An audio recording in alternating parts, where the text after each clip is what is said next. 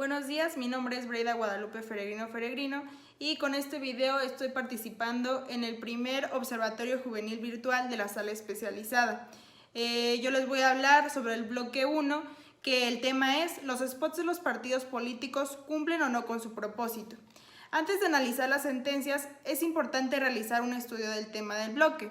Primero, tener presente la evolución de la regulación que han tenido los spots a lo largo del tiempo.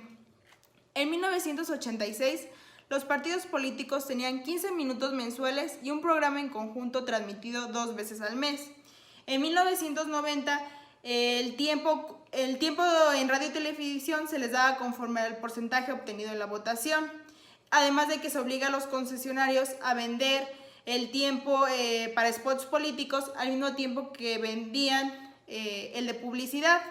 En 1993, solo los partidos políticos pueden contratar tiempo. En 1996 se da el 30% del tiempo en radio y televisión para todos los candidatos y el 70% es proporcional a su fuerza electoral de su partido, además de la obligación del entonces IFE de monitorear que se cumplieran estos tiempos. En 2008 se prohíbe la propaganda negativa. Y bueno, vamos a ver cómo esta regulación a lo largo del tiempo se ha ido dando conforme pasa el evento. Es decir, primero tiene que pasar el suceso y ya después se regula, porque ya es cuando uno se da cuenta que las cosas pasan, y por eso es que la regulación ha funcionado como causa y efecto. Y un ejemplo claro es en el 2006, que hubo guerra sucia. Y de acuerdo con el director de Casa Encuestadora Consulta Mitofsky, campaña electoral 2006, dos candidatos, Vicente Fox y Andrés Manuel López Obrador, se encontraban en empate técnico a poco más de un mes de las elecciones. Y es coincidente que a poco más de un mes de la jornada electoral cambiaron de tono los spots políticos. Es decir, ya no hablaban los spots de Vicente Fox bien de él, sino que ya hablaban mal del contrario. Por ejemplo, decían: López Obrador es un peligro para México. Y es por esto que ya después de que pasa este suceso, en 2008 vemos la regulación en que se prohíbe la propaganda negativa. Ahora, ya que tenemos un poco de contexto, debemos contestar una de las preguntas que nos ayuda a contestar nuestra pregunta del blog. La pregunta es: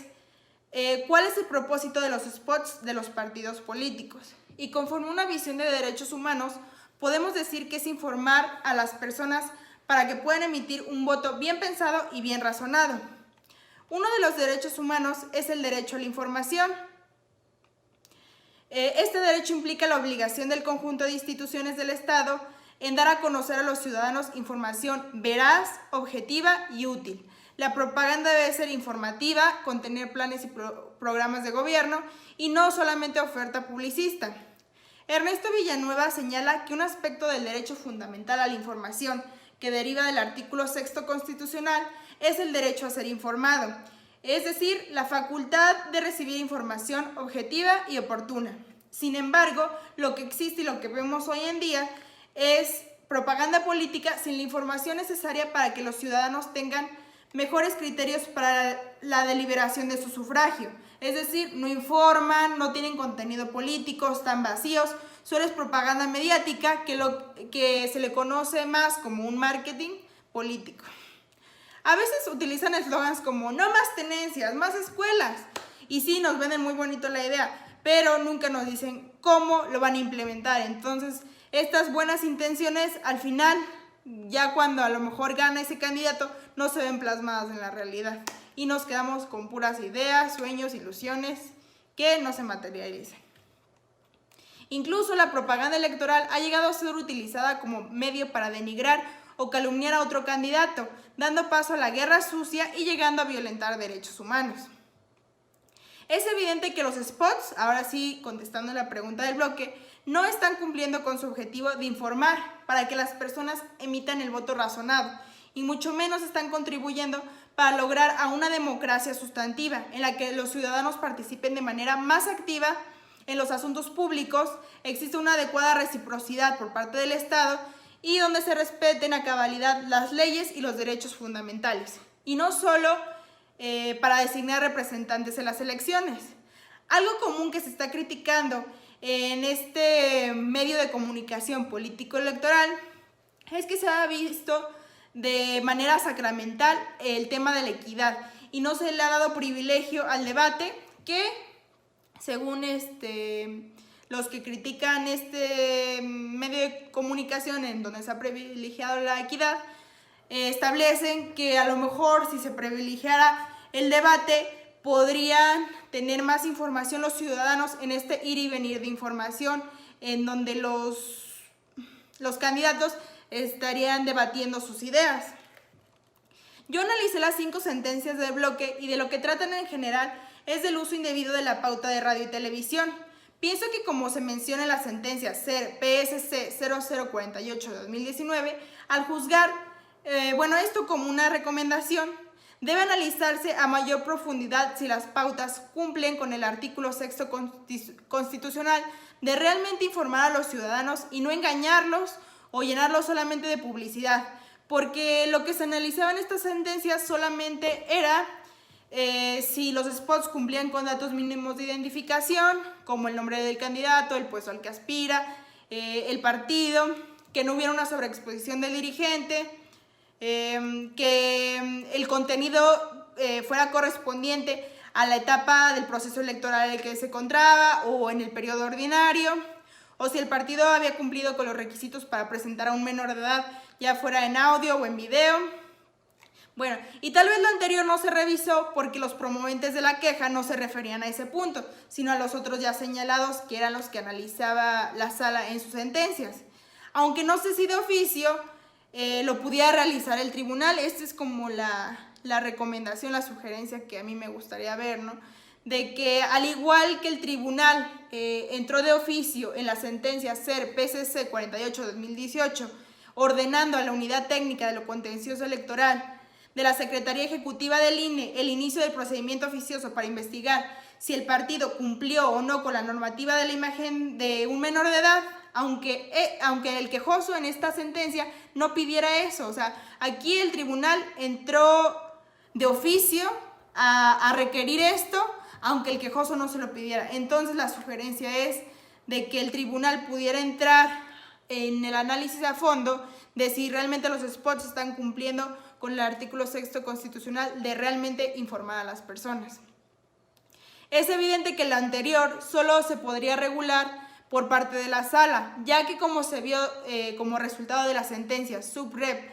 575/2015 y Subrep 198/2016 y de los lineamientos que regulan los criterios respecto de la aparición de dirigentes y voceros partidistas en tiempos de radio y televisión en acatamiento a lo ordenado por la Sala Superior del Tribunal Electoral por parte del INE, no lo puede hacer porque sería una censura previa a la libertad de expresión. Para entender un poco más el tema de estas sentencias y de los lineamientos, vamos a entrar en algunos detalles. Lo que se estableció en ambas sentencias fue que no había una sobreexposición del dirigente, por lo que se confirmaron los acuerdos de la Comisión de Quejas y Denuncias del INE, que estimaban improcedentes las quejas interpuestas por los diferentes partidos. No obstante lo anterior, la sala consideró debía tenerse un marco regulatorio respecto a este tipo de conductas. Es entendible que las sentencias buscaran generar una mayor certeza jurídica, pero no era necesario que se ordenara al INE establecer los lineamientos, ya que la misma sala al resolver fijaría los criterios. De hecho, en la resolución Subrep 198/2016, el propio magistrado Felipe Alfredo Fuentes Barrera emitió un voto concurrente en razón de que estaba de acuerdo con la sentencia, pero no de que se le ordenara al INE emitir los lineamientos. Esto porque los agravios planteados se habían valorado como infundados,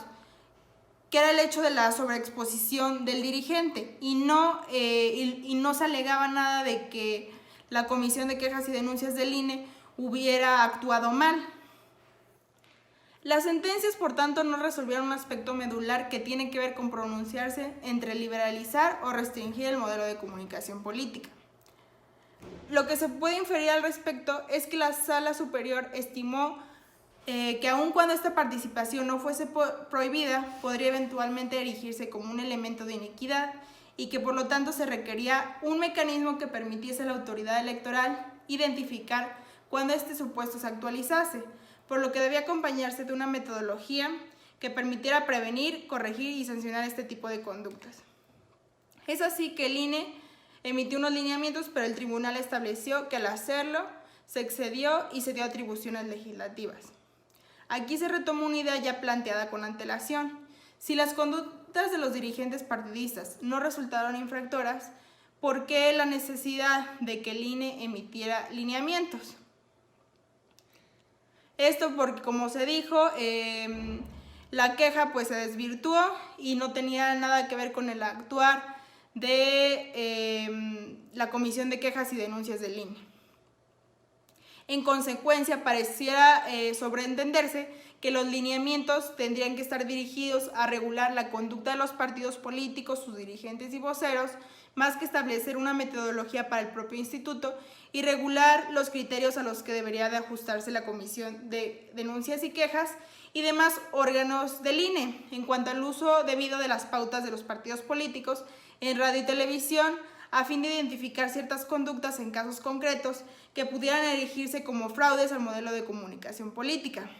Finalmente, de cualquier forma, ya fuera que la sala en estas sentencias ordenara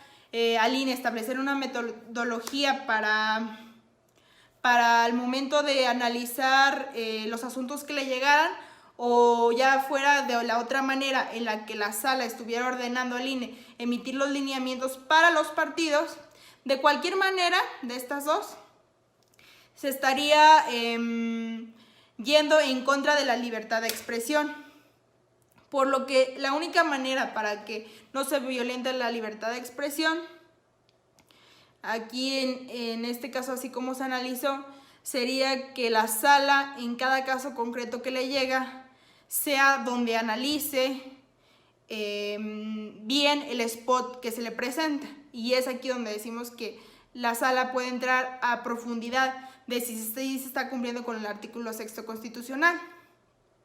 Muchas gracias por la atención prestada, y para mencionarles que los materiales empleados para este video fueron las sentencias, el libro Reflexiones en torno a la justicia electoral Querétaro 2014-2015, de los coordinadores Gabriela Nieto Castillo, Ricardo Ugalde Ramírez y Enrique Rabel García, el temario de partidos políticos y campañas electorales de Juan Pablo Navarrete Vela, el artículo El modelo de comunicación político electoral mexicano de Lorenzo Córdoba Vianello, temas selectos de derecho electoral, sistema de comunicación política a partir de la reforma de 2014 por Carolina de Mejilas, artículo contenido de los spots de los partidos políticos en campañas electorales en México, un análisis de los efectos de las reformas electorales recientes por Enrique Castañeda Tenorio y Patricia Fabiola Coutinho Osorio,